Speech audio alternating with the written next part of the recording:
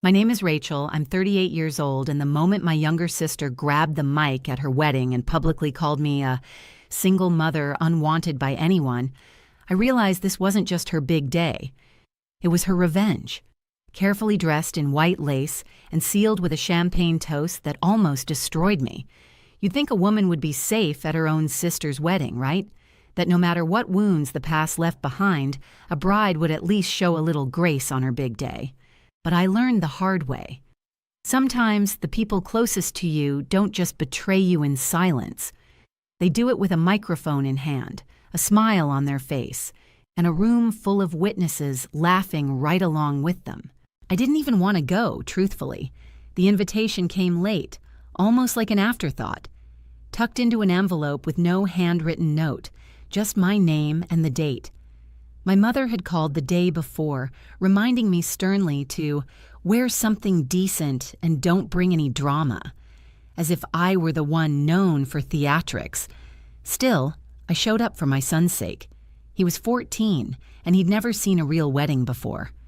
I thought maybe, just maybe, it would be good for him to see family in something other than survival mode. But walking into that fancy country club reception, where crystal glasses clinked and laughter echoed under chandeliers, I should have known I wasn't welcome in that world anymore. Or maybe I never was. It was during the toasts, after the salad but before the main course, that it happened. My sister Vanessa stood with her new husband by her side, her makeup flawless, her voice trembling just the right amount to seem emotional, and she began thanking the people in her life, their parents, their friends, even her college roommate. Then her eyes slid toward me, and I felt something shift in the room, like the air had gone heavy, and I knew before she opened her mouth that I should have walked out right then. She smiled sweetly, tilted her head like she used to when she pretended to be innocent, and said, "And to my big sister, Rachel, the strongest woman I know, a single mom, unwanted by anyone, but still showing up. We all admire your courage." At first, it didn't land. Not entirely. There was that stunned silence before the laugh. The kind of laugh people let out when they're not sure they should, but someone at their table chuckles, and so they join in.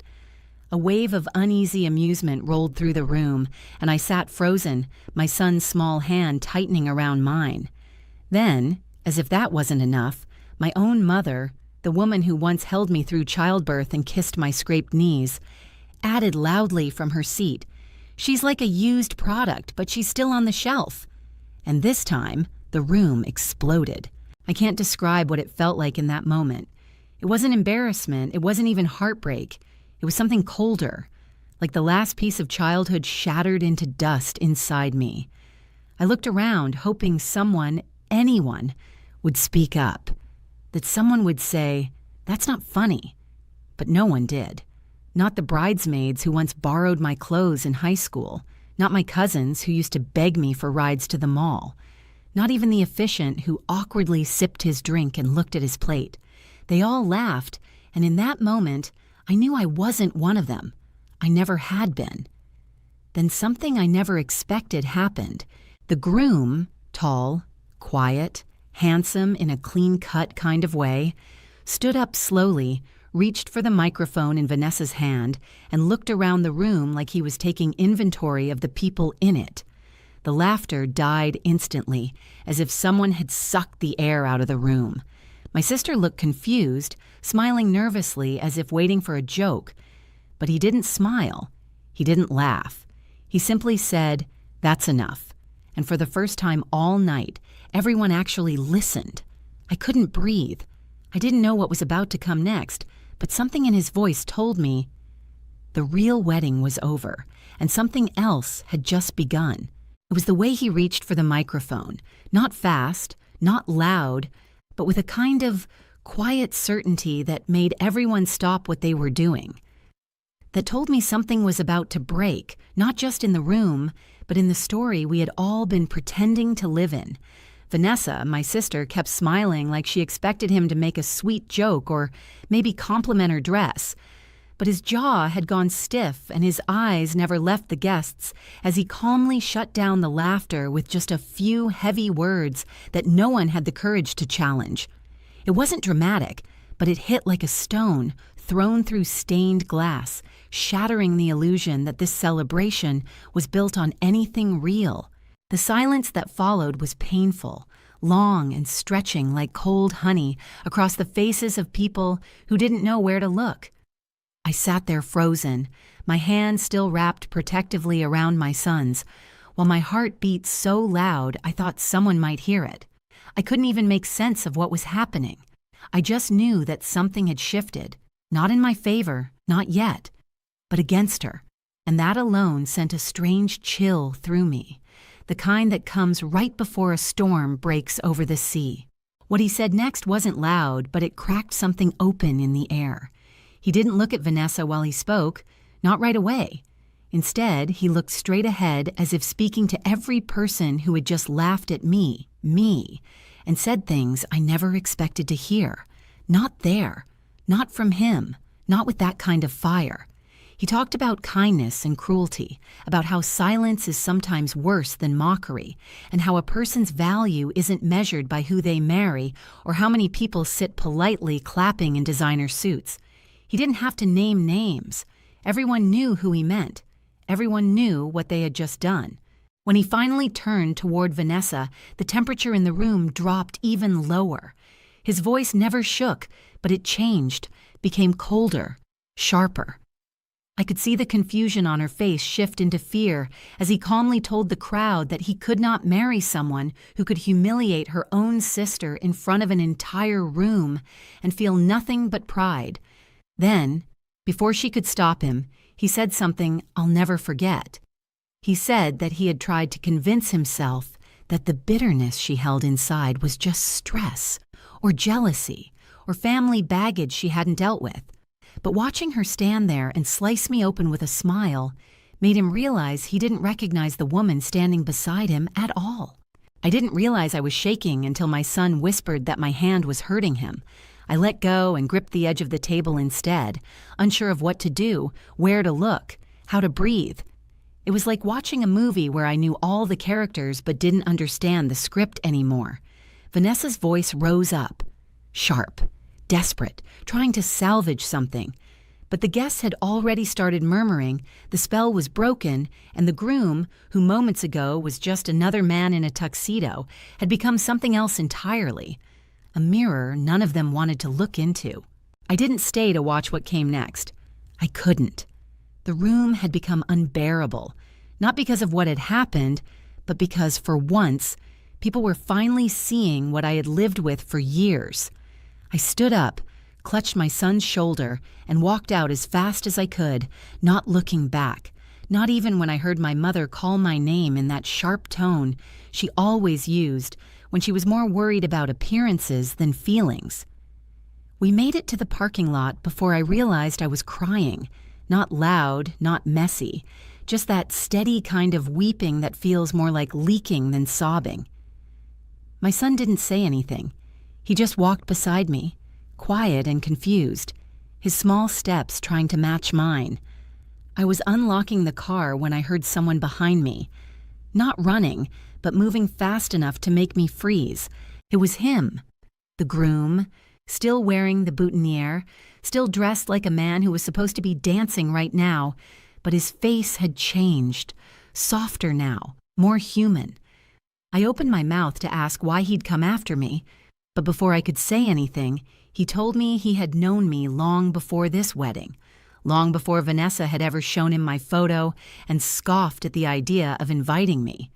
He said we'd met once, briefly, years ago, that I'd helped him during a time when he was lost, emotionally broken after a family tragedy, and that I probably didn't remember it. But he did. He never forgot the woman who looked him in the eye and told him he still had worth, even when she had nothing to give herself. That woman was me. It all came back in pieces. I remembered working at the nonprofit downtown, the day we handed out meals during a winter storm, and how one man stayed behind to help clean up, even though his hands were shaking from the cold. I remembered making him tea in a chipped mug and talking to him like he mattered, even though I was running on 3 hours of sleep and heartbreak of my own. I didn't know his name then. I didn't know he would one day fall in love with my sister, but he never forgot. He looked at me like he wanted to say more, maybe apologize, maybe explain how he ended up engaged to someone so different from the woman who had helped him. But I couldn't hear anything past the roaring in my ears. Not anger, not pain, just the strange, hollow echo of something coming undone inside me. I nodded, not knowing what else to do, and told him I needed to go. As we drove away, I looked at my son, who was watching me with wide, uncertain eyes, and I realized this wasn't just about me anymore. It hadn't been for a long time. I had spent years surviving, staying quiet, taking the hits. But something had shifted tonight, and I didn't know it yet, but this wasn't the end of my story. It was only the beginning.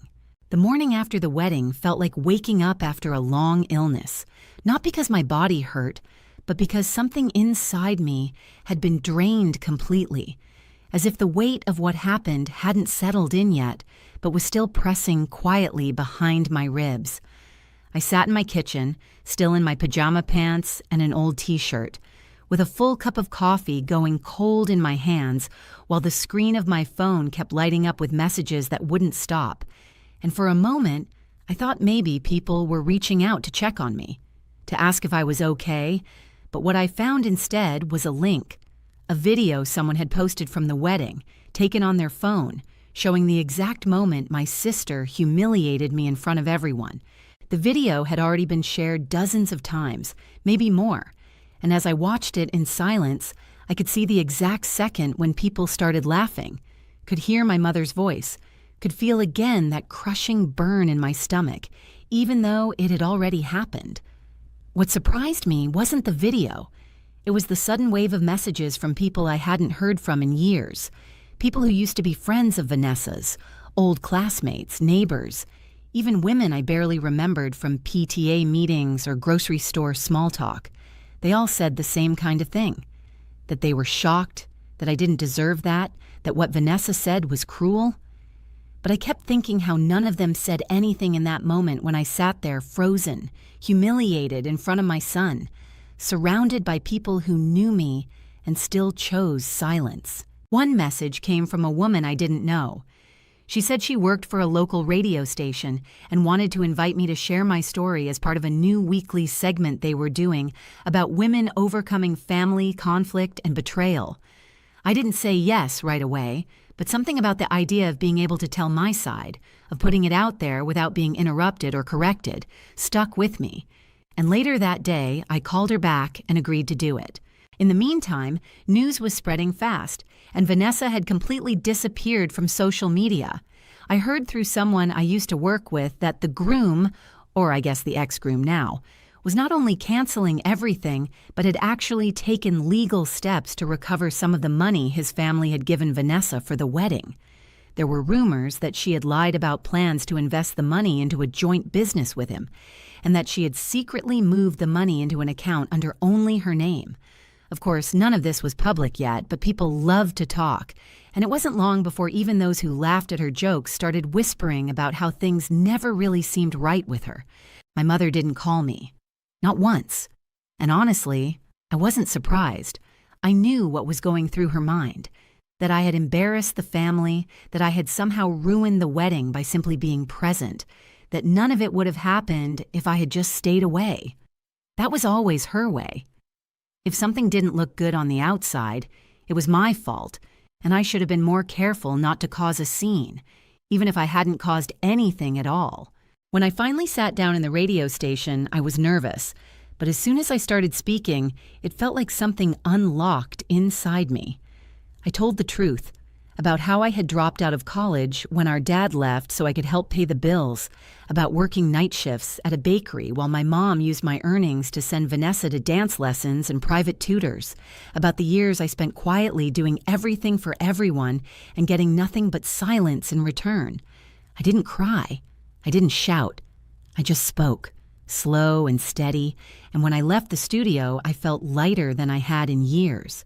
By the time I got home, there were already emails and voicemails waiting for me, One woman said she heard me on her drive to work and sat in the parking lot crying, thinking about her own sister. Another said she wished someone had told her it was okay to cut off people who hurt her, even if they were family. But the message that changed everything came from a woman named Denise. She ran a small cafe 2 towns over and said she'd been looking for someone to help her open a second location. She said she could tell I had strength, that I'd dealt with more than most, and she liked the way I spoke, like someone who had learned how to survive and keep moving. I didn't say yes right away, but I saved her number and couldn't stop thinking about it. Vanessa had gone quiet. Someone told me she left town and was staying with a friend for a while, trying to avoid the fallout. She had sent out a few long, dramatic messages to people she thought were still on her side, blaming me for everything, saying I'd stolen her future, that I ruined her life on purpose. But the people she expected sympathy from were tired. They were starting to see the truth, and I wasn't answering anyone anymore. I had nothing left to explain. Then, one afternoon, I got a strange envelope in the mail. No return address, no note. Inside was a torn scrap of paper with a few lines written in rushed, uneven handwriting, like someone had scribbled it down in a hurry. It said there were things I didn't know, that the truth about what happened years ago wasn't what I thought, and that someone close to me had made a deal that changed the course of my life without me ever realizing it. Attached was a blurry photocopy of what looked like part of an old letter or agreement, something involving my name, a date, and someone I thought I'd never hear about again.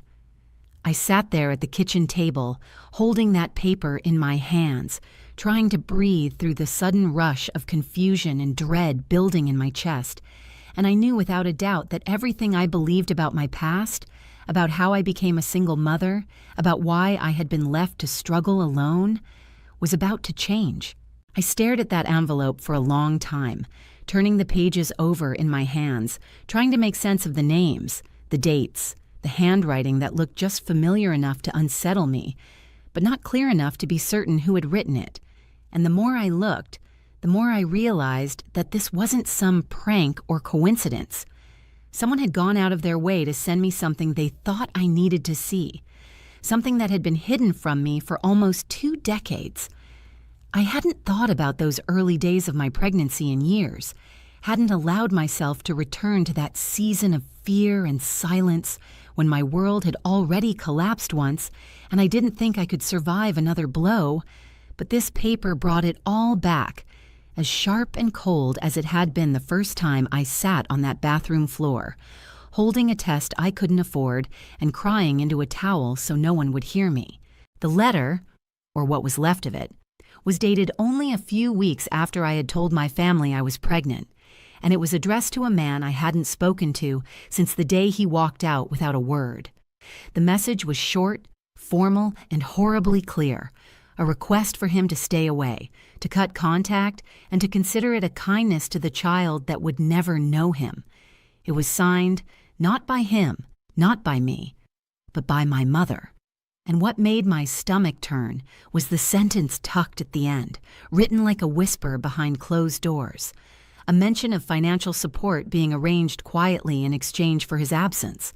I sat completely still, my hands trembling over the kitchen table, feeling like someone had opened a trap door beneath my entire life, because everything I had believed about being left, about raising my son alone, about being unwanted, it had been shaped by someone else's decision, and that someone had looked me in the eye for years while I blamed myself. While I wanted to scream, I wanted to drive to her house and demand an explanation, to throw the paper on her perfectly polished table and ask how she could have done something so cruel and then spent years pretending like she had been the one cleaning up my mistakes.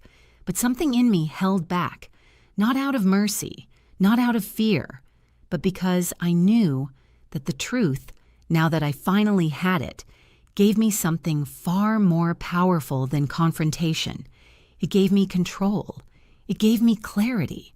It gave me the one thing my mother and sister had spent years keeping from me, a reason to finally stop apologizing for the life I had fought to build on my own. Later that day, I called Denise, the cafe owner, and told her I was ready to talk.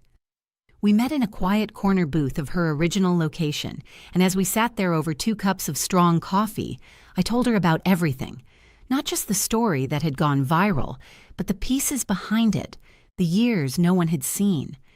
She listened the way only women who've been through their own storms know how to listen, patiently, without interruption, letting me fill the silence however I needed.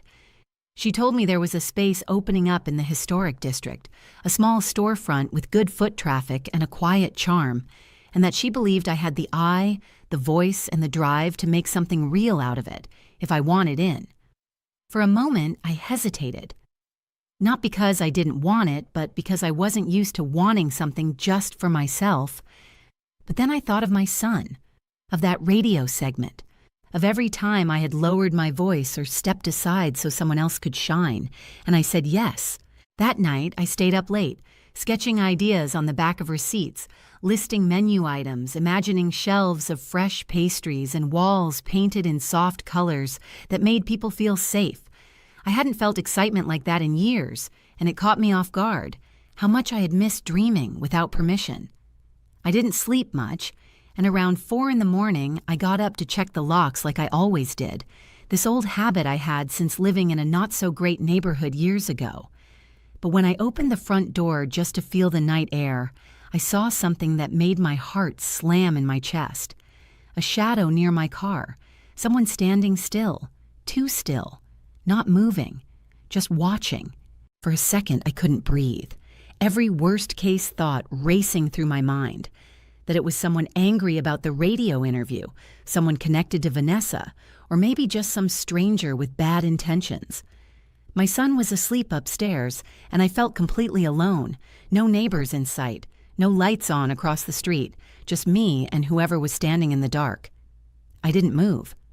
I stood frozen, one hand gripping the inside handle of the door, and for what felt like an hour, the shadow stayed still, until finally they turned, slowly, and walked back down the sidewalk without a word. When I stepped outside and looked again, there was nothing there. No car, no note, no sign of who it had been. Just the silence of a sleeping street and the wind brushing dry leaves across the pavement. I barely slept after that, heart still pounding hours later, but nothing happened. No more figures, no more notes, no signs of threat or follow-up. And in the morning, I convinced myself it was probably someone passing through, maybe a lost neighbor or someone looking for an address, and I let it go. Not because I wasn't still shaken, but because I refused to let fear take root again in a life I had only just started rebuilding. I had survived worse than shadows, and I had no interest in giving them any more of my time. By the weekend, I signed the paperwork to become Denise's official business partner, and we began the process of designing the new space. A small cafe and bakery with my name on the window and my recipes on the menu. My son came with me to paint the walls, and for the first time, he saw me not as the tired woman packing lunches or paying bills, but as someone stepping into something entirely her own. And in his eyes, I saw pride. Real pride, the kind that comes not from fame or wealth or weddings full of strangers, but from watching someone rise, not because they were handed anything, but because they finally stopped asking for permission to live. There's something about holding a truth you never asked for that changes the way you move through a room. Like suddenly, every memory feels different. Every past decision comes into question, and even your reflection in the mirror doesn't look quite like you anymore. And that's exactly how I felt the week after I received that envelope.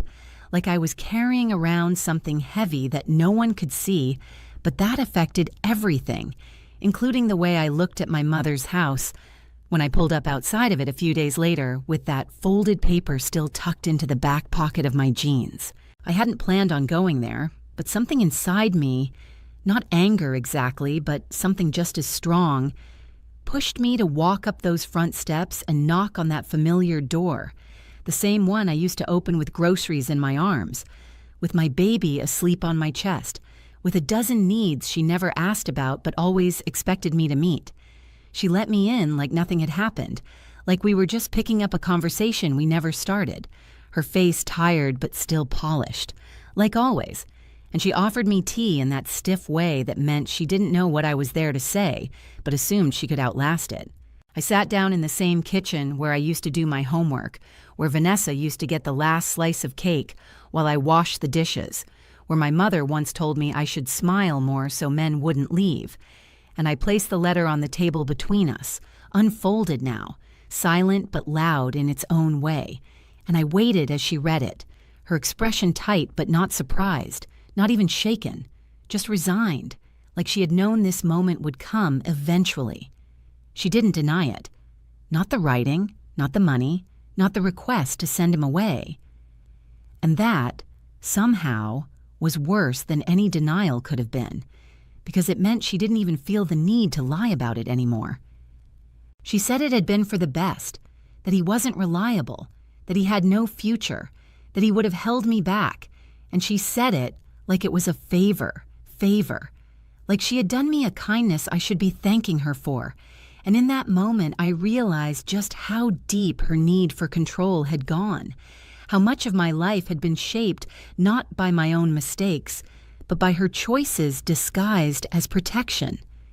She didn't see what she'd taken from me, not just the chance to raise my child with someone who might have wanted to be there, but the belief that I had been worth staying for in the first place.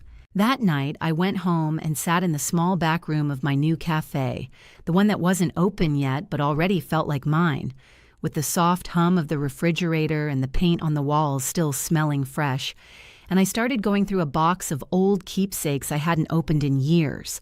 Photos, receipts, a few old letters I had written but never mailed.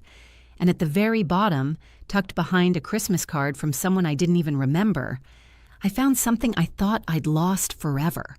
A photo of me and him, taken on a cheap disposable camera at a winter festival just weeks before everything fell apart. He looked different than I remembered. Younger, of course, but also softer. Not yet weighed down by whatever had made him walk away. And I realized in that moment that he hadn't left me. He had been pushed out, erased, written off like an inconvenience to my mother's perfect plan for Vanessa's future. That realization didn't bring closure. It brought grief, deep and quiet, the kind you don't scream about but carry with you in your spine, because it changes the way you look at every hard thing you survived thinking you were alone. And just when I thought the day had already given me all it could, I got a message through the cafe's contact form. Not from a customer or vendor, but from someone I hadn't expected to hear from again. It was the groom, the one who had walked away from Vanessa at the altar. And he said he had something I needed to see. He didn't explain, just said he'd found something while cleaning out his apartment, something that belonged to me. I hesitated, unsure if I was ready to revisit any part of that mess, but curiosity outweighed fear, and the next afternoon I met him outside a bookstore halfway between our towns. Neutral ground with people around, just in case. He looked tired but calmer than before, like someone who had made peace with a hard truth and was trying to move on. And when he handed me the manila envelope, I could tell by the weight of it that it wasn't just a photo or a note. It was something bigger. Inside were printed emails, copies of texts, and one long message that Vanessa had sent him a month before the wedding. A message where she admitted that she had only agreed to the engagement after finding out that he had once asked about me, that she had promised our mother she would never let me win, and that the entire wedding had been designed to make a statement about who the real success story in the family was. I read every word slowly, my hands shaking, my mouth dry, because even though I had known in my gut that Vanessa had always resented me for something, I hadn't realized just how deep it ran, or how far she'd gone to keep herself at the center of our mother's approval. And the worst part was that she hadn't done it alone. My mother had helped.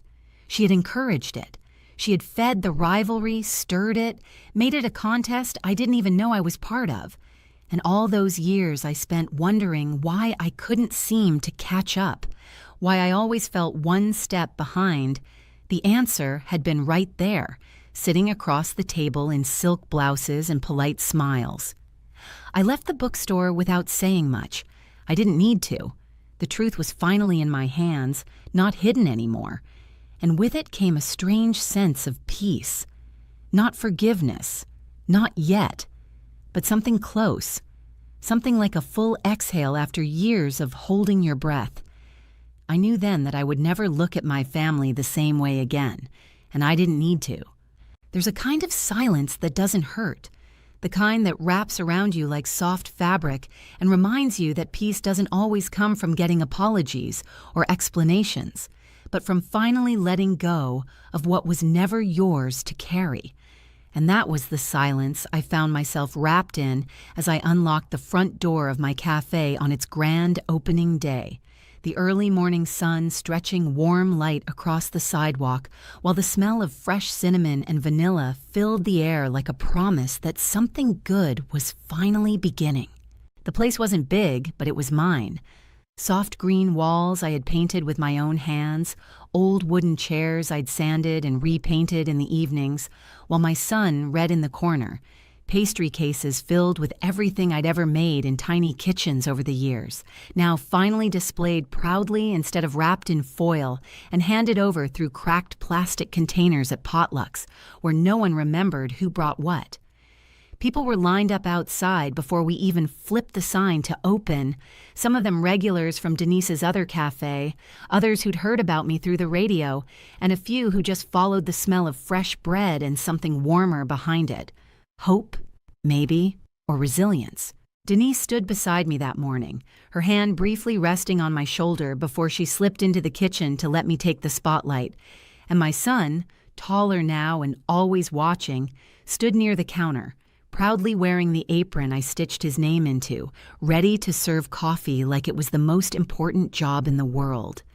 Everything I had lost suddenly felt like it had been replaced, not with the same things, not with a perfect family or a clean past, but with something real, something earned.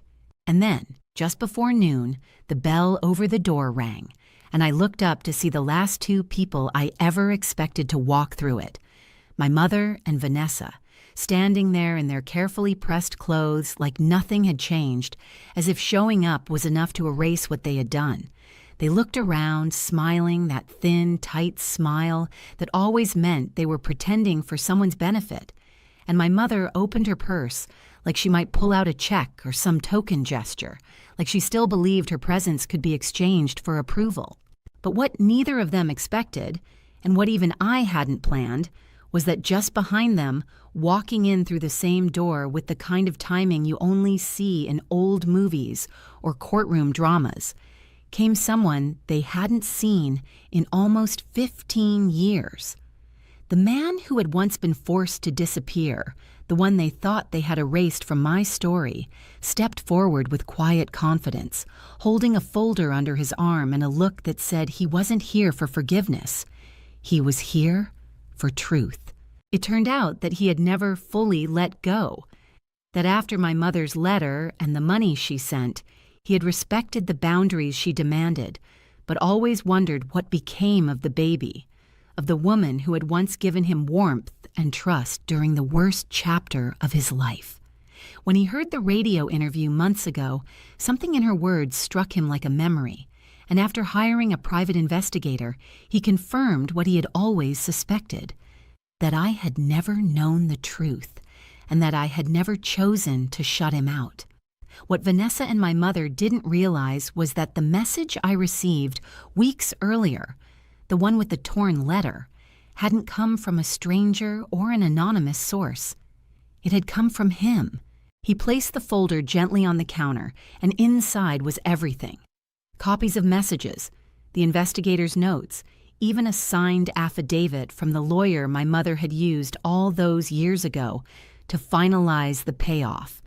It wasn't a legal battle, it wasn't a scene, but it was a reckoning, and they both stood there stunned, not because they hadn't expected consequences, but because they had believed for so long that none would ever come. I didn't raise my voice. I didn't ask them why. I simply turned toward my son, who had watched the entire exchange with quiet strength, and I told him he could go ahead and flip the open sign back to closed, just for a while, because sometimes it's okay to pause the day when the past finally catches up to you and demands its moment. Vanessa left first, her eyes glassy but unrepentant, clinging to whatever narrative she still believed made her the victim, and my mother followed. Slower, quieter, but still too proud to say anything real. I didn't need their words anymore. The truth was louder than anything they could have said. A few weeks later, the man who had once been forced out of my life became a quiet but steady presence in it again.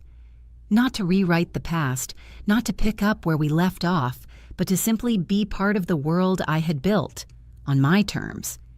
He came by the cafe now and then, always careful not to overstep, always respecting the time I still needed to fully trust what was growing between us. It wasn't a romance from a storybook. It was something better, grounded, real, and possible. And now, looking back at everything, the wedding, the speech, the betrayal, the letters, the folder on my counter, the fear that once ruled me, I understand that sometimes the most unexpected revenge is not about watching someone fall, but about building a life so steady, so honest, so yours, that nothing they ever said about you can stand anymore. So I ask you now, have you ever been made to feel like you were less, like your story didn't matter, like your worth could be erased by someone else's version of your life? And if you have, what would you have done in my place? Tell me in the comments. I want to hear your voice because I finally found mine.